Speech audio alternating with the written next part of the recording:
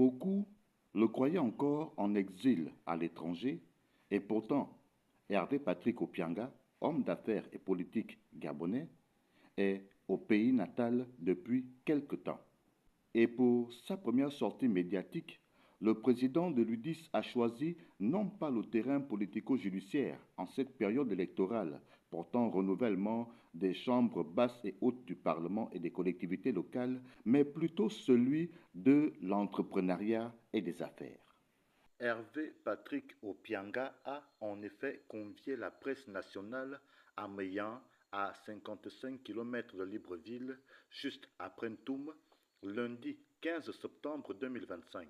Non pas pour confondre ses accusateurs dans la présumée affaire d'agression sexuelle de sa fille, affaire qui lui a valu de fuir le Gabon pendant plusieurs mois, mais plutôt pour présenter à la face de l'opinion son usine flambant neuve de fabrication de chips, production d'œufs, élevage de porcs et autres, des installations de dernière génération, de dernière technologie pour un résultat somme toute optimal.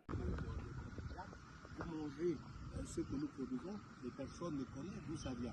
Maintenant, on a la capacité de dire, on met un visage, on met un nom, on met un visage sur un nom, on met un espace, on a une adresse, c'est Meillan, après Ntoum, au PK55, c'est là où on produit le porc qu'on mange dans les grandes surfaces, qu'on consomme. C'est là où on produit les œufs de table de qualité, parce que nous mettons un accent particulier sur la qualité de nos aliments. L'on apprend dans cette affaire qu'Hervé Patrick Opianga aurait déboursé la bagatelle somme de 16 milliards de francs CFA sur fonds propres pour lancer la Sogada. 16 milliards de francs CFA pour pouvoir mettre en route son usine, son entreprise, qui va non seulement produire des œufs, mais également va faire dans l'élevage et la production de viande de porc et de bien autres produits issus de l'élevage. L'usine est dotée d'un dispositif de dernière génération, automatisé et capable d'assurer une cadence industrielle particulièrement élevée. Dès son lancement, la production a annoncé atteint les 20 paquets de chips par minute, soit 1200 par heure et près de 9600 paquets sur une journée de 8 heures. Avec un système de rotation par équipe, l'unité est conçue pour fonctionner en continu, soit 50 emplois directs créés et principalement destinés à de jeunes Gabonais. Mais alors, où en est l'affaire qui lui a valu de fuir le pays pendant un bon moment? Est-ce à dire que le parquet de Libreville se serait rebiffé, ne poursuivrait plus l'affaire, ou plutôt que le parquet de Libreville aurait été confronté à la réalité des faits et que dans ce dossier, toutes les accusations portées contre Hervé Patrick Opianga n'auraient été qu'un tissu de mensonges?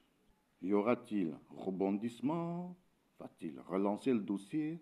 Les charges sont-elles définitivement abandonnées? Le non-lieu a-t-il été prononcé ou va-t-il être prononcé par le parquet? Ces questions demeurent donc en suspens. Selon nos informations, par cette sortie médiatique qui prend ses détracteurs complètement à contre-pied, le natif de Mounana dans le Haut-Ogooué entendrait prendre de la hauteur face à ses contempteurs du parquet de Libreville. Selon ses propres dires, l'inauguration de cette usine de fabrication de chips de dernière génération serait le fruit de ces investissements de la société gabonaise de développement agricole Sogada.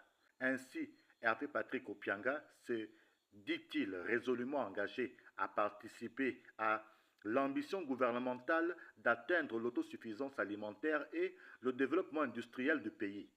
Avec cette usine de production de chips, Hervé Patrick Opianga entendrait donc positionner son entreprise comme un acteur de poids dans la souveraineté alimentaire et industrielle du Gabon et sa volonté d'accompagner la lutte contre le chômage et de créer des opportunités d'emploi stables dans un contexte économique où la jeunesse peine à s'insérer durablement. Comme nous l'avions dit à l'entame, le natif de Mounana, président de l'UDIS et du club de football de première division CF Mounana, aurait choisi de prendre de la hauteur après les déboires politico-judiciaires qu'il a connus. Très bien, on avance.